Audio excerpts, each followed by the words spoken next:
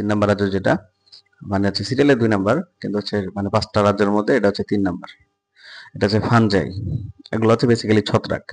এই যে আমরা এগুলো কিন্তু দেখি মানে চিনি কিন্তু এগুলা আমাদের আশেপাশে বাড়ির আশেপাশে পুরানো যে গাছপালা এগুলোতে দেখা যায়। মনে করেন একটা গাছ মারা গেছে, মানে আপনি দেখলে করে পাবেন আর কি যে হচ্ছে কোনো জায়গায় কোনো একটা গাছ মারা গেলে মৃত গাছের গোড়াতে বা হচ্ছে কোনো একটা পচনশীল কোনো কিছুর এদিকে দেখবেন যে হচ্ছে এই ধরনের ছত্রাক, এই ধরনের হচ্ছে মাশরুম, এই যে মাশরুম বলি আমরা এগুলোকে, এই ধরনের মাশরুম এগুলো হচ্ছে জন্মায়। ঠিক আছে, তারপর হচ্ছে ছত্রাক হচ্ছে আরো আছে অনেক। আমাদের এই যে দাঁত বা এই জাতীয় যে স্কিন ডিজিজ হয় না, ওগুলো কিন্তু ছত্রাক। ঠিক আছে, তারপর হচ্ছে আরো পরিচিত আরো ইয়ে আছে, এটা হলো যেমন ইস্ট। ইস্ট হচ্ছে আমরা যে বেকিং, মানে বেকিং ইন্ডাস্ট্রিতে ইস্টের ব্যবহার অনেক বেশি। আচ্ছা, তো হচ্ছে আজকে ফানজাই নিয়ে আলোচনা করবো আমরা। ফানজাইয়ের বৈশিষ্ট্যগুলো আমরা শিখি আগে। অধিকাংশ স্থলজ মৃতজীবী বা পরজীবী। স্থলজ মানে হচ্ছে স্থলে বসবাস করে। এগুলো হচ্ছে মৃতজীবী মানে হচ্ছে মৃত বস্তু থেকে পুষ্টি আহরণ করে। বা পরজীবী, পরজীবী আকারে মানে হচ্ছে কোনো একটা প্রাণীর দেহ থেকে পরজীবী মানে কিন্তু হচ্ছে যে প্রাণীটা থেকে সে পুষ্টি নিবে সে জীবিত। জীবিত একটা প্রাণী থেকে সে হচ্ছে শোষণের মাধ্যমে বা অন্য কোনো উপায়ে সে হচ্ছে পুষ্টি গ্রহণ করে। দেহ এককোষী অথবা মাইসিলিয়ামে, মাইসিলিয়াম দ্বারা গঠিত। দেহটা এককোষী হতে পারে, ওই ব্যাকটেরিয়ার মতো এককোষী হতে পারে, আবার হচ্ছে মাইসিলিয়াম মানে হচ্ছে সুতার মতো এরকম থাকতে পারে, এই যে সরু সুতার মতো অংশ আর কি। ঠিক আছে, মাইসিলিয়াম দ্বারা গঠিত। এগুলো হচ্ছে প্রত্যেকটা কিন্তু বৈশিষ্ট্য, আপনি হচ্ছে এগুলো পয়েন্ট আকারে লিখবেন। ঠিক আছে, যদি বলে ফানজাইয়ের বৈশিষ্ট্য লেখো বা হচ্ছে কোনোভাবে সৃজনশীলে ঢুকিয়ে দেয় যে হচ্ছে মানে এই প্রাণীটা, মানে যদি বলে যে মাশরুম খায় হ্যান ত্যান হাবি জাবি, কোনো একটা স্টোরি বানাইলো আর কি উপরে, বলে যে তারপর যদি বলে যে মাশরুমের মাশরুম যে রাজ্যের অন্তর্ভুক্ত সেই রাজ্যের বৈশিষ্ট্যগুলো লেখো, তখন হচ্ছে এগুলো সাথে সাথে লিখবেন পয়েন্ট আকারে, তাহলে নাম্বার বেশি পাবেন। তারপর হচ্ছে এগুলো নিউক্লিয়াস সুগঠিত। নিউক্লিয়াস সুগঠিত এটা আমরা জানি, প্রথম থেকেই জানি, কারণ হচ্ছে এগুলো প্রোক্যারিওটিক সবগুলা, তো সবগুলোর মধ্যে এটা কমন থাকবে। কোষ প্রাচীর কাইটিন বস্তু দ্বারা গঠিত। এই কাইটিন কিন্তু সব জায়গায় পাওয়া যাবে না, কাইটিন হচ্ছে এখানেই পাওয়া যাবে শুধুমাত্র। তারপর হচ্ছে আপনার খাদ্য গ্রহণ শোষণ পদ্ধতিতে ঘটে। খাদ্য গ্রহণ হচ্ছে মানে শোষণ বলতে হচ্ছে মানে কোনো একটা জিনিসের সাথে লেগে থেকে সে তার থেকে পুষ্টি গ্রহণ করা, এটা হচ্ছে শোষণ। তারপর হচ্ছে ক্লোরোপ্লাস্ট অনুপস্থিত। এটা কিন্তু নিজের খাদ্য নিজে তৈরি করতে পারে না, এদের ক্লোরোপ্লাস্ট নাই। ঠিক আছে, এজন্য নিজেরা নিজের খাদ্য তৈরি করতে পারে না। সেজন্যই তারা হচ্ছে শোষণ বা হচ্ছে আপনার হচ্ছে ওই মৃতজীবী ও পরজীবী এই প্রকৃতি দিয়ে তারা হচ্ছে বেঁচে থাকে, এভাবে তারা বেঁচে থাকে আর কি। হ্যাপ্লয়েড মাধ্যমে বংশবৃদ্ধি ঘটে। তো এখানে হচ্ছে আপনার বৈশিষ্ট্যগুলো তো শিখতে হবে। পাশাপাশি হচ্ছে অনেকগুলো এমসিকিউ আছে, যে হচ্ছে বলতে পারে যে ফানজাইরা বা মাশরুম কিভাবে বংশবৃদ্ধি করে। তো আপনার বলতে হবে যে হ্যাপ্লয়েড স্পোরের মাধ্যমে, মানে আপনার উদাহরণগুলো সব ভালোভাবে শিখতে হবে। উদাহরণ কি কি আছে এখানে? ইস্ট, পেনিসিলিয়াম, তারপর হচ্ছে মাশরুম, এগুলা। ঠিক আছে, এগুলো হচ্ছে উদাহরণ। তো উদাহরণগুলো সহকারে ভালোভাবে পড়বেন, এমসিকিউ এর জন্য খুবই খুবই গুরুত্বপূর্ণ। এমনকি সৃজনশীল আসতে পারে। মানে সৃজনশীল হচ্ছে এটা অন্যান্য সাবজেক্টের সাথে, মানে অন্য কোনো চ্যাপ্টারের সাথে মিল রেখে এখান থেকে সৃজনশীল ঢুকিয়ে দিতে পারে। বলতে পারে যে এই রাজ্যের বৈশিষ্ট্য লিখো, এই করো সেই করো, এরকম। তারপর হচ্ছে রাজ্য 4 হচ্ছে প্ল্যান্টি। এটা হচ্ছে গাছপালা, আমরা যে গাছপালা দেখি সেই গাছপালাগুলো হচ্ছে এই রাজ্যের অন্তর্ভুক্ত। যেমন হচ্ছে কাঁঠাল গাছ, আম গাছ, যত গাছ আছে। ঠিক আছে, তো হচ্ছে এটা প্রকৃত নিউক্লিয়াস যুক্ত সার সংশ্লেষণকারী উদ্ভিদ। এটা হচ্ছে প্রকৃতি নিউক্লিয়াস যুক্ত, আমরা জানি। আর যেহেতু হচ্ছে নিজের খাদ্য নিজে তৈরি করতে পারে, এর সার সংশ্লেষণকারী বলা হয় এদেরকে। ঠিক আছে, এদের এদের শরীর হচ্ছে মানে এদের বডিতে হচ্ছে আপনার মানে কোষের, সরি বডি বলতেছি, এদের কোষের মধ্যে হচ্ছে আপনার ক্লোরোপ্লাস্ট থাকে। ক্লোরোপ্লাস্ট থাকলে থাকার কারণে সেটা তারা হচ্ছে সার সংশ্লেষণ করতে পারে। সার সংশ্লেষণ প্রসেসটা আপনাদের আছে, তো আমরা পরে যখন ওই টপিকটা আসবে তখন আমরা বিস্তারিত পড়বো এই বিষয়গুলো। এদের দেহে উন্নত টিস্যুতন্ত্র বিদ্যমান। এদের টিস্যুতন্ত্র হচ্ছে দুইভাবে কাজ করে, একটা হচ্ছে খাদ্য সরবরাহ করার জন্য, আরেকটা পানি সরবরাহ করার জন্য। মানে পানি, এদের তো মানে গাছে তো পানি লাগে অনেক, জানেন।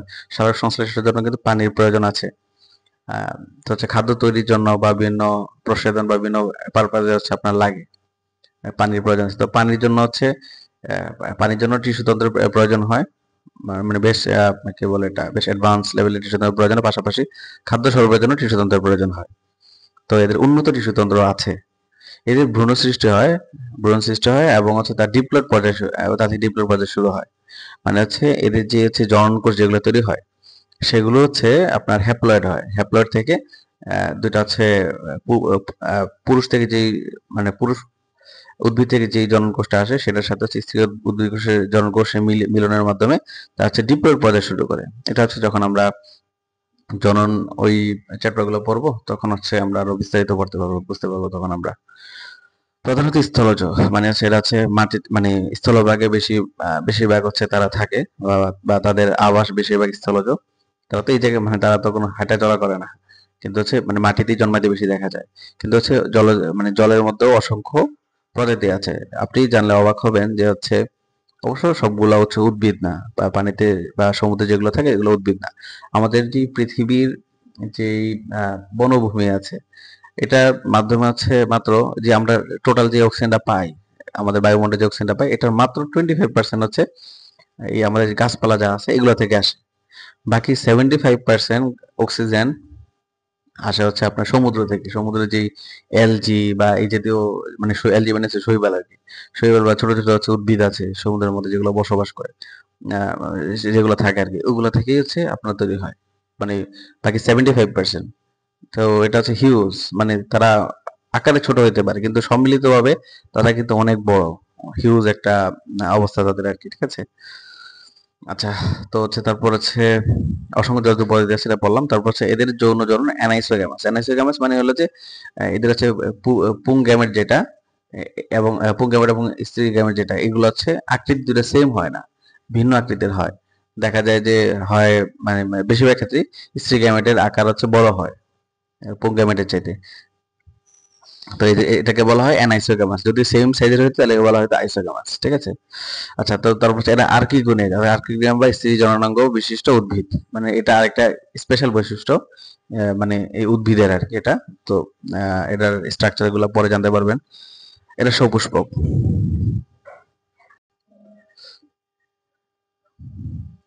প্ল্যান্টের উদাহরণগুলোর মধ্যে আছে হচ্ছে আমাদের আশেপাশে চেনা পরিচিত আহ, সকল গাছপালা, যেমন নারকেল গাছ, আম গাছ, এই জাতীয় সব আর কি, কাঁঠাল গাছ। তো হচ্ছে প্ল্যান্টটিকে দুই ভাগে ভাগ করা যায়, একটা ব্রায়োফাইটা আর একটা ট্রাকিওফাইটা। ব্রায়োফাইটা হচ্ছে এদের পানি সংবহন তন্ত্র বিহীন উদ্ভিদেরা, মানে এদের পানি সংবহন তন্ত্র নাই। আর ট্রাকিওফাইটা যেটা, সেটা হলো পানি সংবহন তন্ত্র বিশিষ্ট উদ্ভিদ। এরা পানি সংবহন, মানে পানি সংবহন তন্ত্র আছে এদের মধ্যে আর কি। যেমন এই যে মানে বায়োফাইটার উদাহরণ হলো মসবর্গীয় উদ্ভিদ। আর ট্রাকিওফাইটার উদাহরণ, মানে উদাহরণ এখানে নাই, কিন্তু হচ্ছে যেমন এই যে আবৃতবীজী উদ্ভিদ হচ্ছে একটা উদাহরণ, হচ্ছে গাছ, এই যে কাঁঠাল গাছগুলা, কাঁঠাল গাছ, আম গাছ, এগুলো হচ্ছে আবৃতবীজী উদ্ভিদ। নগ্নবীজী হচ্ছে আম, নামগুলো ভুলে গেছি। আচ্ছা, নগ্নবীজী ফানবর্গীয় উদ্ভিদ, এগুলো হচ্ছে যে টেরিস মনে নাম ঘোষণা ভুলে গেছি আর কি। এগুলো ইন্টারমিডিয়েটে আছে আর কি, আপনারা ইন্টারমিডিয়েটে পড়বেন জিনিসগুলো, আপনাদের যেহেতু বইয়ে যেহেতু নাই এখন, তো হচ্ছে আমরা এখন এগুলো নিয়ে এত বেশি পেন নিব না, কিন্তু হচ্ছে জাস্ট জেনে রাখি যে হচ্ছে ট্রাকিওফাইটা হচ্ছে পানি সংবহনতন্ত্র বিশিষ্ট উদ্ভিদ। এদের হচ্ছে তিন ভাগে ভাগ করা যায়: ফানবর্গীয় উদ্ভিদ, নগ্নবীজী উদ্ভিদ, আবৃতবীজী উদ্ভিদ।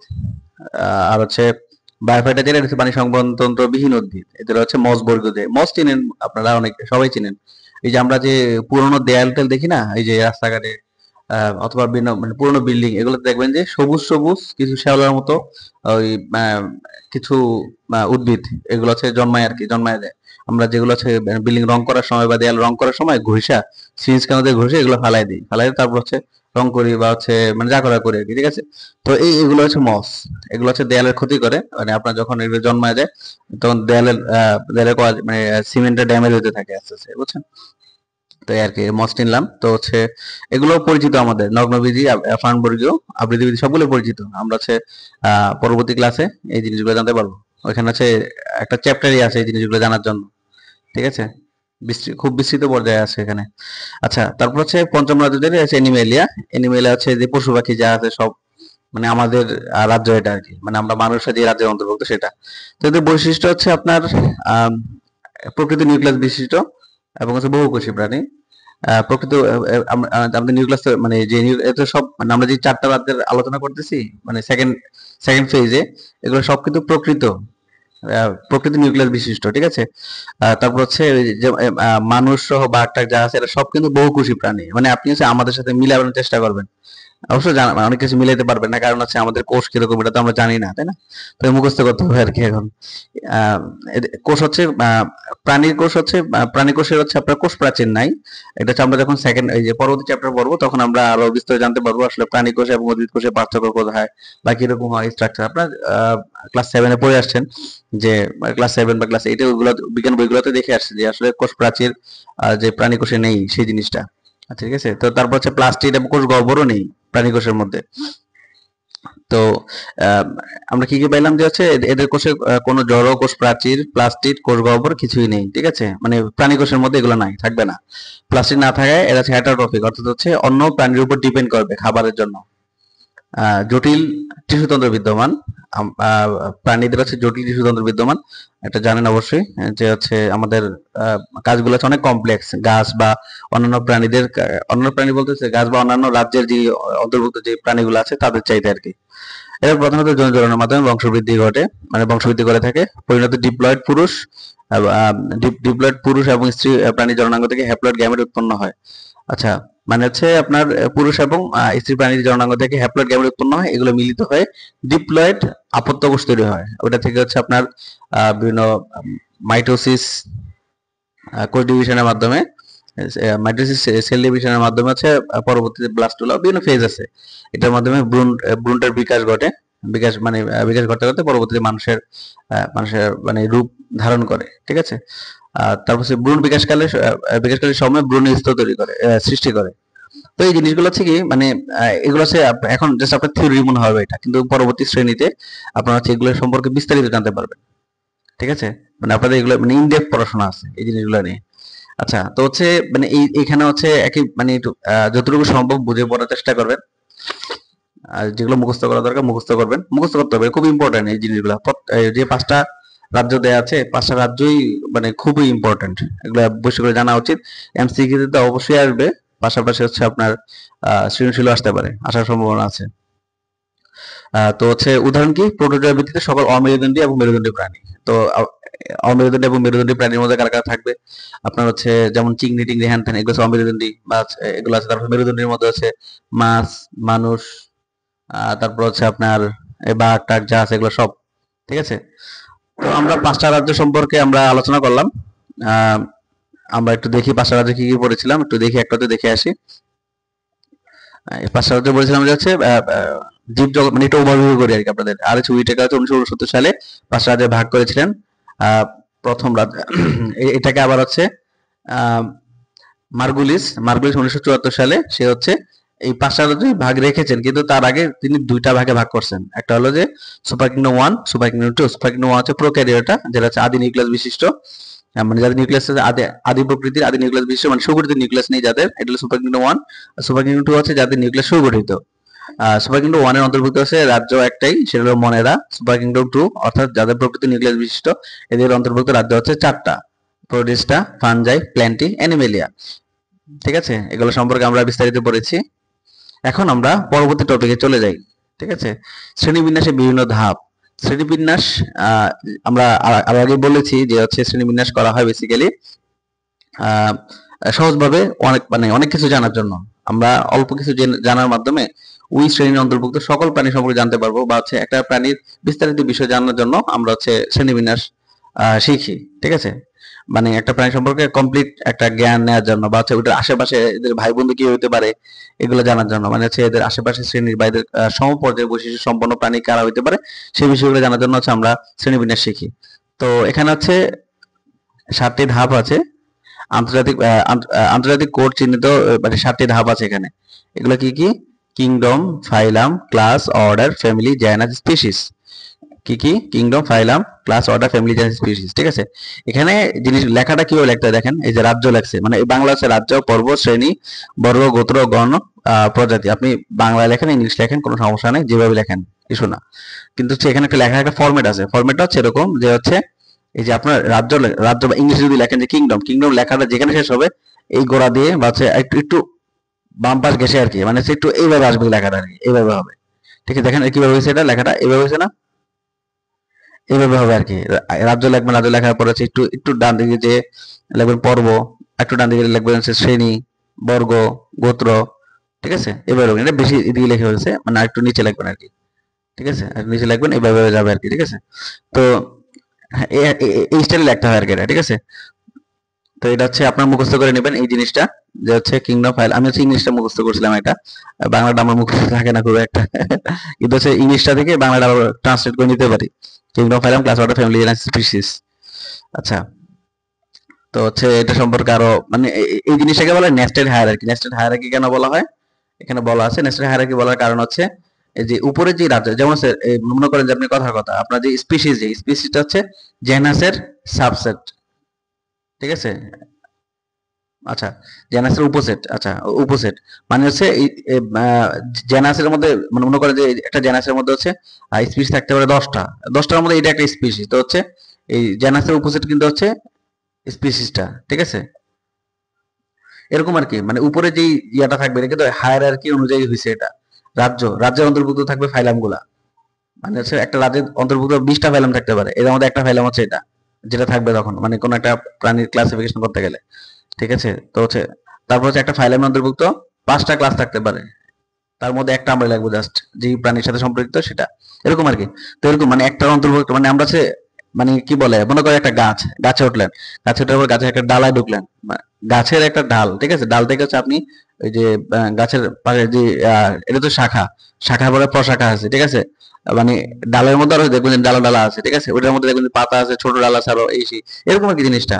এটা হচ্ছে বড় গাছ, এটা হচ্ছে গাছের একটা ডাল, এটা হচ্ছে মানে মানে ডাল মানে শাখা, প্রশাখা, এটার ভিতরে আরো সাব শাখা আছে, এই সেই এরকম করে আর কি জিনিসটা, ঠিক আছে। এই ব্যাপার কি বিষয়টা। তো এই এই ধরনের এই ধরনের শ্রেণীবিন্যাসকে বলা হয় নেস্টেড হায়ারার্কি, মানে বড়রা থেকে ছোটর দিকে যাবে। মানে আমরা যে হচ্ছে এই ইয়াটা রাজ্য, এই রাজ্যের বিস্তৃত একটা জিনিস, মনে করেন যে আপনি রাজ্যের মধ্যে এতগুলো জিনিস আছে, তো এটা থেকে হচ্ছে আপনার যখন ফাইলামে যাবেন ফাইলামের মধ্যে আছে এতটুকু, যখন শ্রেণীতে যাবেন মানে এটা কিন্তু সব এখানে যে জিনিসগুলো আছে কিন্তু সব এর অন্তর্ভুক্ত। যখন পরের ধাপে যাবেন তখন তখন দেখবেন এতটুকু আছে, তারপরটা দেখবেন এতটুকু আছে, এরকম করে শেষে দেখবেন এরকম আছে, শেষে যেটা থাকবে এটা কিন্তু অবশ্যই এটা অন্তর্ভুক্ত, ঠিক আছে। মানে এরকম করে মানে এইটার ভিতরেই সাব ডিভিশন হইতেছে, খালি ভাগ হইতেছে, ভাগ হইতে হইতে লাস্ট পর্যায়ে একটা স্পিসিসে চলে আসে আর কি, ঠিক আছে, একটা স্পিসিস লেভেলে আমরা চলে আসি। এটা হচ্ছে আন্তর্জাতিক মানদণ্ড অনুসারে করা। আচ্ছা দেখেন, তো হচ্ছে মানুষের বৈজ্ঞানিক নাম হচ্ছে হোমো সেপিয়েন্স, এটা আপনারা জানেন অনেকে, আগের ক্লাসগুলোতে পড়েছেন। তো হচ্ছে তারা কিভাবে ইয়েটা করেছে, ক্লাসিফিকেশন করেছে মানুষের হচ্ছে, আপনারা মানুষের বৈজ্ঞানিক যে ক্লাসিফিকেশন শিখে নেবেন, এটা আশা পরীক্ষায় আসবে, না আসলে আপনাদের জানা উচিত। তো হচ্ছে কিংডম হচ্ছে অ্যানিমেলিয়া, যেহেতু আমরা হচ্ছে মানে প্রাণী, তো এখানে আর কিছু বৈশিষ্ট্য আছে সুকেন্দ্রিক, মানে কোষগুলো আর কি, কোষগুলো আছে সুকেন্দ্রিক, সুকেন্দ্রিক কোষ বিশিষ্ট, বহুকোষী। আমরা অবশ্যই সুকেন্দ্রিক মানে সুকেন্দ্রিক কোষ বিশিষ্ট, বহুকোষী, পরভোজী, আমরা যেহেতু নিজে খাবার তৈরি করতে পারি না, জটিল টিস্যু তন্ত্র আছে, তো এটা কিন্তু আমাদের সাথে মিলে যায়। তো অ্যানিমেলিয়া হয়ে গেল, অ্যানিমেলিয়াটা মিলছে, ঠিক আছে। আমরা আসলে কি, আমরা কি আগে অ্যানিমেলিয়া মিলাবো না আগে এটা মিলাবো, আমরা কিন্তু আসলে অ্যানিমেলিয়া কিনা সেটা মিলাবো না। মনে করেন কোন একটা প্রাণী সম্পর্কে জানতে চাইতেছি, সেক্ষেত্রে আমরা হচ্ছে তার বৈশিষ্ট্যগুলো দেখবো। তো দেখলাম এই বৈশিষ্ট্যগুলো মিলাইলাম, মিলানোর পর দেখেছি এই বৈশিষ্ট্যগুলো মিল হচ্ছে আপনার অ্যানিমেলিয়ার সাথে, তো আমরা লিখবো হচ্ছে কিংডম হচ্ছে অ্যানিমেলিয়া। ফাইলাম, ফাইলাম কোনটা হবে সেটা হচ্ছে আমরা ইয়া করবো। ফাইলাম গুলো হচ্ছে এখানে আপনার বেশ কয়েকটা ফাইলাম আছে। অ্যানিমেলিয়া তো রাজ্য, ঠিক আছে। ফাইলাম হচ্ছে আপনার ওই যে প্রায় কয়টা, 9টা, 9টা 10টার মতো ফাইলাম আছে, ঠিক আছে। 8টা নাকি 9টা 10টা, দেখ মানে এটা হচ্ছে এক একজন এক একভাবে এটা বিশ্লেষণ মানে ভাগ করে আর কি। ওই যে পরিফেরা, নিডারিয়া, প্লাটিহেলমিনথিস এগুলো আর কি, ঠিক আছে। তো একটা হচ্ছে কর্ডাটা, কর্ডাটা একটা ফাইলাম আছে, এটা হচ্ছে এটা বৈশিষ্ট্য হলো যে জীবনের কোন এক পর্যায়ে নটকর থাকবে, ঠিক আছে। তো আমাদের মানুষের মধ্যে নটকর থাকে, তো আমরা কর্ডাটা অন্তর্ভুক্ত। তারপর হচ্ছে শ্রেণী হচ্ছে ম্যামালিয়া, এখানে হচ্ছে আপনার ফাইলাম, এটা সাব ফাইলাম আছে, এটা সাব ফাইলাম হচ্ছে আমাদের ভার্টিব্রেটা, মানে হচ্ছে মেরুদণ্ডী প্রাণী। কর্ডাটার মধ্যে বহু আইটেমের প্রাণী আছে যাদের হচ্ছে মানে মেরুদণ্ড নাই, ঠিক আছে। তো হচ্ছে মেরুদণ্ডহীন যারা, তাদের এক শ্রেণীতে ফেলা হয়েছে, ওগুলো হেমিকর্ডেটা বা এরকম আছে, ভাগ আছে কিছু। তো আর যাদের আছে তাদেরকে মানে ভার্টিব্রেটা বলা হয়, ঠিক আছে, ভার্টিব্রেট। তো হচ্ছে সাবফাইলাম হচ্ছে ভার্টিব্রেটা। তো এগুলো হচ্ছে মানে আপনাদের তো একদম সিম্পলি বলা আছে, তো হচ্ছে সিম্পলি আমরা শিখি, পরবর্তী ক্লাসগুলোতে আরো বিস্তারিত জানতে পারবেন। ভার্সিটি লেভেলে আপনারা যদি জিওলজি নিয়ে পড়াশোনা করেন সেক্ষেত্রে হচ্ছে আরো ভালো জানতে পারবেন বিষয়গুলো। তারপর হচ্ছে ক্লাসের ম্যামালিয়া, তো হচ্ছে আমরা এখানে মানে বৈশিষ্ট্যগুলো দেখবো, আমরা বৈশিষ্ট্য দেখে কিন্তু এগুলো মিলাবো। বাচ্চাকে বকের দুধ খাওয়া, এটা হচ্ছে ম্যামালিয়ার বৈশিষ্ট্য। লোম চুল আছে, আবার হচ্ছে এই যে আপনার কানের পিনা, পিনা আছে, পিনা হচ্ছে আমাদের যে কানের লতি বলি না, যেটাকে অনেক অঞ্চলে এক একজন এক একটা বলে, এটা লতি বলি আমরা আমাদের অঞ্চলে। তো হচ্ছে কানের যে বাইরে যে মানে ইয়াটা স্ট্রাকচারটা, এটা হচ্ছে কানের পিনা বা কানের লতি বলা হয়। তো এটা হচ্ছে একটা ম্যামালের বৈশিষ্ট্য। বাঘ, তারপর হচ্ছে মানুষ, এদের কিন্তু হচ্ছে কানের পিনা আছে, ঠিক আছে। তো হচ্ছে এটা মিলতেছে কার সাথে, ম্যামালিয়ার সাথে মিলতেছে। তারপর হচ্ছে আপনার বর্গ হচ্ছে প্রাইমেট। প্রাইমেটের বৈশিষ্ট্য কি? আঁকড়ে ধরার উপযোগী হাত, আমাদের আঁকড়ে উপযোগী হাত আছে, জ্ঞান অপেক্ষা দৃষ্টিশক্তি বেশি উন্নত, এগুলো মিলতেছে আমাদের সাথে, তো আমরা প্রাইমেটের অন্তর্ভুক্ত, এটা হচ্ছে বর্গ। তারপর হচ্ছে গোত্র হচ্ছে হোমিনিডি। হোমিনিডি কারণ হচ্ছে সিম্পাজি গরিলা ওরাংওটাং প্রভৃতির সাদৃশ্য আছে। এটা আসলে বিষয়টা এরকম ভাবে বলা যায় না, এটা হোমিনিডি হচ্ছে, এখানে আপনার বৈশিষ্ট্যগুলো বাংলায় লেখা থাকবে, এটা হচ্ছে তারা বৈশিষ্ট্য সুন্দর মতো লেখে না, এটা মানে এটা যে হচ্ছে ওখানে বলবে যে হচ্ছে দুই পায়ে হাঁটতে পারে এরকম টাইপ বৈশিষ্ট্যগুলো আর কি, তারা হচ্ছে আরো সহজভাবে বুঝাইতে যায়, এরকম একটা উদাহরণ দিয়ে দিচ্ছি, কিন্তু উদাহরণটা সাদৃশ্যপূর্ণ না, মানে লজিক্যাল না আর কি, ঠিক আছে। যাই হোক, তো হচ্ছে আপনাদের উদাহরণগুলো লিখতে হবে না। তো তারপর হচ্ছে গণ, গণ এরকম আর কি বৈশিষ্ট্য, এই বৈশিষ্ট্য হচ্ছে এগুলা, কারোর মতো দেখতে এরকম, এটা তো আসলে কোনো ইয়ে হলো না, এটা কোনো বৈশিষ্ট্য হলো না। আচ্ছা ঠিক আছে, যাই হোক, তো হচ্ছে জেনাস, যেটা জেনাসে হচ্ছে আপনার হোমোর কি বৈশিষ্ট্য আছে? দেহের অনুপাতে মস্তিষ্ক সবচেয়ে বড়, দেহের অনুপাতে মস্তিষ্ক বড় হবে, খাড়াভাবে দুই পায়ে হাঁটতে পারবে, দুই পায়ে হাঁটতে পারে, এগুলো হচ্ছে মিলে যাচ্ছে, তো এটা হোমোর অন্তর্ভুক্ত, মানে গণ এটা। প্রজাতি হচ্ছে মানুষ, এই যে হোমোসেপিয়েন্স, চওড়া, মানে এই বৈশিষ্ট্যগুলো, ঠিক আছে। এই বৈশিষ্ট্যগুলো তো হচ্ছে কি হলো ক্লাসিফিকেশনটা, আপনার হচ্ছে কিংডম হচ্ছে অ্যানিমেলিয়া, ফাইলাম হচ্ছে কর্ডেটা, সাব ফাইলাম ভার্টিব্রেটা, শ্রেণী হচ্ছে ম্যামালিয়া, বর্গ হচ্ছে প্রাইমেট, তারপর হচ্ছে আপনার গোত্র হচ্ছে হোমিনিডি, গণ হচ্ছে আপনার হচ্ছে হোমো, প্রজাতি হচ্ছে হোমোসেপিয়েন্স। আপনি যদি পরীক্ষা খাতায় লেখেন, পরীক্ষা খাতায় আপনি টাইপ করতে পারবেন না, পরীক্ষা খাতায় যদি লেখেন তাহলে হোমোসেপিয়েন্স এর নিচে দাগ দিতে হবে, কিন্তু এটাকে ইটালিক ভাবে বাঁকা করে লিখতে হয় অথবা দাগ দিতে হয়। আমরা খাতায় যখন লিখি তখন দাগ দিতে হবে, আপনি যতই বাঁকা করে লেখেন না কেন, এটা বোঝানো একটু টাফ হয়ে যায়। এই জন্য হচ্ছে আপনি হোমোসেপিয়েন্স লেখার নিচে দাগ দিয়ে দিবেন এভাবে, ঠিক আছে, খাতা যখন লিখবেন। এটা হচ্ছে নিয়ম। আমরা দ্বিপদ নামকরণ পদ্ধতি সম্পর্কে জানবো এখন। মানে এটাকে বলে দ্বিপদ নামকরণ, মানে দুইটা পদের যে নাম, দুইটা পদ মিলে, একটা গণ এবং স্পিসিসের নাম মিলিয়ে যে দুইটা পদ, এই দুইটা পদের মানে যে নামকরণ প্রসেস, এটাকে বলে দ্বিপদ নামকরণ। তো দ্বিপদ নামকরণ পদ্ধতি, এটা হচ্ছে আপনার উদ্ভিদের নামকরণের জন্য ইন্টারন্যাশনাল একটা স্ট্যান্ডার্ড আছে, এটাকে বলা হয় আইসিবিএন। আইসিবিএন এর যে কোডটা আছে বা আইসিবিএন এর যে রুলস গুলো আছে, international code of botanical nomenclature. আর প্রাণী নামকরণের জন্য হচ্ছে international code of zoological nomenclature.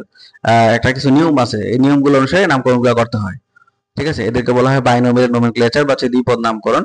এই দ্বিপদ নামকরণের জনক হচ্ছে ক্যারোলাস লিনিয়াস। 1753 সালে ক্যারোলাস লিনিয়াস তার স্পিসিস প্ল্যান্টারাম নামক বইয়ে এই এই মানে এই কি বলে এটা, এই আইডিয়া সূচনা ঘটান।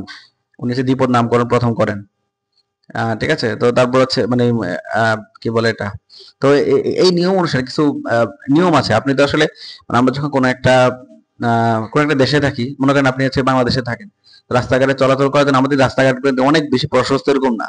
মানে আমরা যদি মনে করেন যে যেভাবে ইচ্ছা গাড়ি চালাতে থাকি, তাহলে হচ্ছে গাড়ি কিন্তু অ্যাক্সিডেন্ট করবে, ঠিক আছে। এই জন্য রাস্তাঘাটে কিছু রুলস আছে, রুলস মানতে হবে। আপনি বাংলাদেশের রাস্তায় গাড়ি চালাতে গেলে বা বিদেশে কোনো মানে কোনো রাস্তায় গাড়ি চালাতে গেলে আপনার সেই দেশের রুলস মানতে হবে। রুলস অমান্য করলে অ্যাক্সিডেন্টের সম্ভাবনা থাকে, ঝামেলা বাড়বে, ঠিক আছে। তো যাই হোক, তো হচ্ছে আপনার আপনি বিজ্ঞানী মহলে হচ্ছে আপনার এই যে দ্বিপদ নামকরণ বা প্রাণীদের যে নামকরণের যে বিষয়টা আছে, এই বিষয়ে তারা সর্বসম্মত ক্রমে কিছু নিয়ম নীতি প্রণয়ন করেছে, যাতে করে হচ্ছে সেটা হচ্ছে বিশ্বব্যাপী অ্যাকসেপ্টেবল হয় এবং সবার জন্য সহজ হয় এই নামকরণটা বুঝতে বা হচ্ছে ব্যবহার করতে। তো এখানে কিছু বলা আছে, যেমন হচ্ছে নামকরণ কিভাবে হবে, নামকরণটা হবে হচ্ছে মানে এগুলো রুলস এর অন্তর্ভুক্ত। যদি বলা যায় দ্বিপদ নামকরণের নিয়মগুলো বর্ণনা করো, তাহলে আপনি এই অংশগুলো লিখবেন। এই যে এ থেকে লিখবেন হচ্ছে আপনার কি আছে, এ থেকে এইচ পর্যন্ত যে ইয়েগুলো আছে এগুলো লিখবেন আপনি। দেখেন এই জিনিসগুলো অনেক লেখা আছে, বাংলা লেখা অনেক বেশি আছে, তো হচ্ছে মনে হতে পারে অনেক কঠিন কিছু, কঠিন কিছু না, জিনিসগুলো খুব সহজ। আমি একটু বলে দিচ্ছি, দেখেন নামকরণ হবে ল্যাটিন ভাষায় কিংবা ল্যাটিন ভাষার মতো করে উপস্থাপন করতে হবে, ঠিক আছে। আপনার কিন্তু লেখা একটু, বাকি যেগুলো সেগুলো উদাহরণ, জাস্ট আবার উদাহরণ লিখতে হবে না, ঠিক আছে। নামকরণ ল্যাটিন ভাষায় হতে হবে বা ল্যাটিন ভাষার মতো ভাষার মতো করে হতে হবে। মনে করেন যে আমার নাম হচ্ছে শাওন, তো হচ্ছে শাওনা, শাওনা ঢাকা, এরকম অর্থাৎ জাকেরানা, মানে এরকম আর কি। আপনার হচ্ছে ল্যাটিন ভাষাগুলা যেভাবে হয় ওইভাবে আর কি আপনার নামের উচ্চারণটা বা ওইভাবে একটু চেঞ্জ করে নিতে হয়, ঠিক আছে। ওই যে আপনার হচ্ছে কিছুদিন আগে একটা ব্যাকটেরিয়া আপনার আবিষ্কার করছে রবীন্দ্র বিশ্ববিদ্যালয়ের শিক্ষার্থীরা খুব সম্ভবত। তো তারা নামকরণ করছিল এরকম যে ট্যাগুরি না কি জানি একটা, এরকম টাইপ কিছু একটা। তো এরকম ভাবে নামকরণ গুলো করা হয়, ঠিক আছে। তো আপনি জাস্ট একটু মনে রাখেন যে হচ্ছে নামকরণ হবে ল্যাটিন ভাষায় কিংবা ল্যাটিন ভাষার মতো করে। বৈজ্ঞানিক নামে দুটি অংশ থাকবে, এটা তো আমরা জানি, দুটি অংশ থাকবে। প্রথমটি হচ্ছে গণ এবং দ্বিতীয়টি হচ্ছে প্রজাতি নাম। প্রথমটি হচ্ছে কি জেনাস, যেটা আর কি, প্রথমটা হলো জেনাস, দ্বিতীয়টা হলো কি স্পিসিস, স্পিসিস নাম। যেমন হচ্ছে লেবিরুই, এটা হচ্ছে রুই মাছের বৈজ্ঞানিক নাম। এই লেবিরুইটা হচ্ছে গণ বা জেনাসের নাম, আর রুহিতা হচ্ছে স্পিসিস নাম। আপনি যখন বলা যে স্পিসিস নাম কিন্তু আপনার দুইটা মিলে স্পিসিসের নাম হবে, ঠিক আছে? বৈজ্ঞানিক নাম কিন্তু দুইটা মিলে, ঠিক আছে? লেবু রুহিতা। আর এখানে যখন আপনি চাইলে এটাকে এল ডট লিখতে পারেন এটা, ঠিক আছে? এল ডট, যেহেতু লেবুর এল ডট রুহিতা, এটা স্পিসিসের বেলা লিখতে পারবেন এটা, কিন্তু জেনাসে আবার লিখতে হবে লেবিউ, পুরোটা লিখতে হবে, ঠিক আছে? আচ্ছা, জীবজগতের প্রতিটি বৈজ্ঞানিক নাম নামে ইউনিক হইতে হবে, এটা ইউনিক হইতে হবে। মানে হচ্ছে মনে করেন যে আমি হচ্ছে আপনি রুই মাছের নাম লেবু রুইদা রাখলেন, আমি আবার পাঙ্গাস মাছের নাম লেবু রুইদা রাখলাম, তাহলে তো হইল না এটা। তো হচ্ছে প্রত্যেকটা নাম ইউনিক হইতে হবে। বৈজ্ঞানিক নামের মানে এগুলো হচ্ছে কমন নিয়ম আর কি, এটা কমন সেন্স থেকে অনেক কিছু বোঝা যায়, কিন্তু হচ্ছে এক একজনের কমন সেন্স একই রকম হলে তখন তো একটা ঝামেলা লেগে যাবে। সেজন্য ইন্টারন্যাশনাল কিছু হচ্ছে মানে এই প্রতিষ্ঠানগুলো আছে, মানে তারা কিছু নিয়ম করে দিয়েছে যে এরকম ভাবে হইতে হবে সবকিছু। বৈজ্ঞানিক নামের প্রথম অংশের প্রথম অক্ষর বড়, প্রথম অংশের প্রথম অক্ষর বড় অক্ষর হবে এবং বাকি অক্ষরগুলো ছোট অক্ষর হবে। মানে হচ্ছে এই যে এটা হচ্ছে একটা বৈজ্ঞানিক নাম লেবু রুহিতা, এটা প্রথম অক্ষর কোনটা, মানে এর শুরু কি দিয়ে, লেবু দিয়ে, তাই না? রুহিতা এটা হচ্ছে শেষ অংশ, এগুলা লেবু রুহিতা, এখানে শুরু হচ্ছে লেবু দিয়ে। প্রথম অক্ষর কোনটা, প্রথম অক্ষর হচ্ছে এল, তো এলটা বড় হাতের হবে, বাকি যা আছে সবগুলো ছোট হাতের হবে, এটাই বলছে এখানে। তো হচ্ছে এই যে পেঁয়াজের বৈজ্ঞানিক নাম দেওয়া আছে, ঠিক আছে? এলিয়াম চেপা, সিংহের বৈজ্ঞানিক নাম হচ্ছে প্যান্থেরালিউ, এগুলো মুখস্থ করবেন, এগুলো খুব ইম্পর্টেন্ট, পরীক্ষায় আসে। বৈজ্ঞানিক নাম মুদ্রণের সময় সর্বদা ইটালিক অক্ষর লিখতে হবে, যখন আপনি প্রিন্ট করবেন, প্রিন্ট করলে ইটালিক অক্ষর লিখতে হবে। যেমন ধানের মানে এটা তো সবগুলো একই, আর প্রত্যেকটা উদাহরণ দেওয়ার দরকার নাই কোনো আসলে। আর তারপর হচ্ছে হাতে লেখার সময়, এই যে লেখা আছে এখানে দেখছেন, হাতে লেখার সময় গণ পদ্ধতির নিচে নামের নিচে আলাদা করে দাগ দিতে হবে, এই যে এরকম ভাবে দাগ দিয়ে দিবেন, ঠিক আছে? তারপর হচ্ছে যদি কয়েকজন বিজ্ঞানী একই জীবকে বিভিন্ন নামকরণ করেন তবে অগ্রাধিকার আইন অনুসারে প্রথম বিজ্ঞানী করে প্রথম নামটি দিতে হবে। মানে জিনিসটা হলো যে ফার্স্ট কাম ফার্স্ট, এরকম আর কি জিনিসটা, যে হচ্ছে আগে নামটা প্রণয়ন করেছেন সে হচ্ছে বেসিক্যালি মানে এই আইন অনুসারে তার সে যে নামকরণ করেছেন সেই অনুপাতে নামটা হবে। মানে আবিষ্কারের ক্ষেত্রে একই নিয়ম। মনে করেন যে আপনি আর আমি একটা আবিষ্কার করেছি একই টাইমে, মানে একই টাইমে অথবা কাছাকাছি টাইমে, তো আপনি আগে পাবলিশ করে ফেলেছেন ইন্টারন্যাশনাল জার্নালে, আপনি আগে পাবলিশ করেছেন, তো আপনি আগে পাবলিশ করলে আপনার নামই ওই ব্যাপারটা যাবে বা আপনার নামই ওই আবিষ্কারটা লিপিবদ্ধ হবে। আমি পরবর্তী করলেও আমার কাজটা হবে না, বুঝছেন? আমার নামে এটা কিছু হবে না। আমার ভার্সিটিতে এই ধরনের ঘটনা ঘটছিল। আমার এক টিচার, উনি হচ্ছে একটা বিষয় নিয়ে গবেষণা করতেছিলেন, তো দেখা গেল যে আরেকজন টিচার আরেকটা ডিপার্টমেন্টের, উনি আবার সেম টপিকে অলমোস্ট সেম টপিকে উনি আবার ওনার একটা গবেষণাপত্র প্রকাশ করে ফেলছেন। তো দেখা গেল যে মানে প্রায় কাছাকাছি। এটা কি উনি ওনার থেকে টপিক চুরি করছেন না কি করছেন এটা সেটা জানি না, কিন্তু হচ্ছে মানে কোইন্সিডেন্টলি মিলে গেছে আর কি সব। তো মিলে যাওয়ার কারণে উনি কি হয়েছে, উনি আর পরে এটা পাবলিশ করতে পারেন নাই ওনার পেপার, মানে আমার যে টিচার, উনি পরে আবার এটাকে মডিফাই করে তাদের গবেষণাটা অন্যদিকে মানে অন্যভাবে করে অন্য কিছু ক্রাইটেরিয়া বা প্যারামিটার অ্যাড করে টরে তখন আরেকটু মডিফাই করে তখন তারা পাবলিশ করে এটা, এরকম আর কি বিষয়টা। আপনার হচ্ছে আগে আপনি কোনো একটা জিনিস করলে সেটা আপনার সেরে অ্যাকসেপ্ট করবে, ঠিক আছে? যদি কয়েকজন বিজ্ঞানী একই জীবকে বিভিন্ন নামকরণ করেন তবে অগ্রাধিকার আইন আছে, তো বললাম আমরা। তারপর হচ্ছে যিনি প্রথম কোন জীবের বিজ্ঞানসম্মত নাম দিবেন তার নাম প্রকাশের সালসহ উক্ত জীবের বৈজ্ঞানিক নাম নামের শেষে সংক্ষেপে সংযোজন করতে হবে। যেমন হোমোসেপিয়েন্স, এটা হচ্ছে বৈজ্ঞানিক নাম, এটা কি করছে কে, লিনিয়াস, ক্যারোলাস লিনিয়াস করছে এটা কত সালে, 1758 সালে, ঠিক আছে?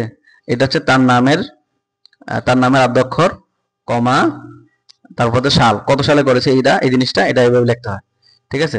এটা আসলে ব্রেকেটে লিখতে হয়, বুঝছেন? মানে এভাবে হবে, দাঁড়ান আমি দেখাচ্ছি। এটা লিখতে হয় এইভাবে, এই যে ব্রেকেটে থাকবে এটা, ঠিক আছে?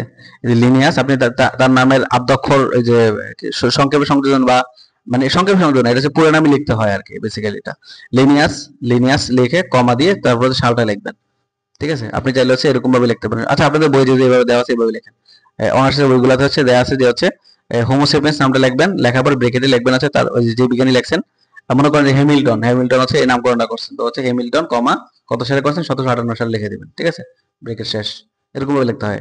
এটা হচ্ছে ভার্সিটি লেভেলে এভাবে বলা আছে। যে তো হচ্ছে আপনার এই বই যদি এভাবে আছে যে হচ্ছে হোমোসেপিয়েন্স, আচ্ছা আমি এটা মুছে দিই, হোমোসেপিয়েন্স তারপর হচ্ছে লিনিয়াসের এল ডট, মানে যেই সায়েন্টিস্ট নামকরণটা করছে যে সায়েন্টিস্ট নামকরণটা করছেন তার নামের আদ্যক্ষর ডট কমা তারপর হচ্ছে যত সালে এই নামকরণটা করা হয়েছে সেই নামটা, ঠিক আছে? তো এই কয়টা আইনি মানে এই কয়টা নিয়মে এগুলো কিন্তু ঘুরে ফিরে কিন্তু একই জিনিস, ঠিক আছে? তো আপনার একটু খেয়াল করলে বুঝে যাবেন। এবং হচ্ছে এক দুইটা বৈজ্ঞানিক নাম মনে রাখলে এই জিনিসগুলো উদাহরণ দিয়ে বুঝাইতে পারবেন যে আসলে কি হচ্ছে না হচ্ছে, ঠিক আছে? প্রত্যেকটার সাথে সাথে আপনি হচ্ছে ওই উদাহরণটা ব্যবহার করতে পারেন, অথবা সবগুলো রুলস লিখে তারপর ফাইনাল লিখবেন যে উদাহরণ হিসেবে এটা, এবং হচ্ছে যে ব্যাখ্যা করে দিবেন যে হচ্ছে লিনাস হচ্ছে তার নাম, বৈজ্ঞানিক নাম, সাল হচ্ছে এত, এটা হচ্ছে গণের নাম, এটা স্পিসিসের নাম, এরকম আর কি বিষয়গুলা, ঠিক আছে? আচ্ছা, তো সবই হলো। যাই হোক, তো এখন হচ্ছে আমরা দেখবো কিছু বৈজ্ঞানিক নাম। এই বৈজ্ঞানিক নামগুলো খুবই ইম্পর্টেন্ট, আপনার এমসিকিউতে আসবে। ধানের বৈজ্ঞানিক নাম হচ্ছে অরিজেসেটিভা, পাটের হচ্ছে খরখরাস, আর ক্যাপসুলারিস। এটা হচ্ছে আপনার, এই নামগুলো আপনি যেভাবে ইচ্ছা উচ্চারণ করেন, কোনো সমস্যা নাই, ঠিক আছে? এগুলো হচ্ছে পড়ে নেবেন আগে, আপনার মনে রাখা দরকার। আপনার এমসিকিউ আসবে, এমসিকিউ তে আপনার তখন বলতে হবে যে এটা বৈজ্ঞানিক নাম এটা, ঠিক আছে? এরকম। তো এখানে কিছু বৈজ্ঞানিক নাম দেওয়া আছে, এই নামগুলা মুখস্থ করে ফেলবেন, ঠিক আছে? এমসিকিউ তে খুবই কাজে লাগবে, ঠিক আছে? তো আজকের মতো এতটুকুই। ইনশাল্লাহ নেক্সট লেকচারে আমরা দ্বিতীয় চ্যাপ্টার শুরু করব। সকলেই সাথে থাকবেন। আল্লাহ হাফেজ।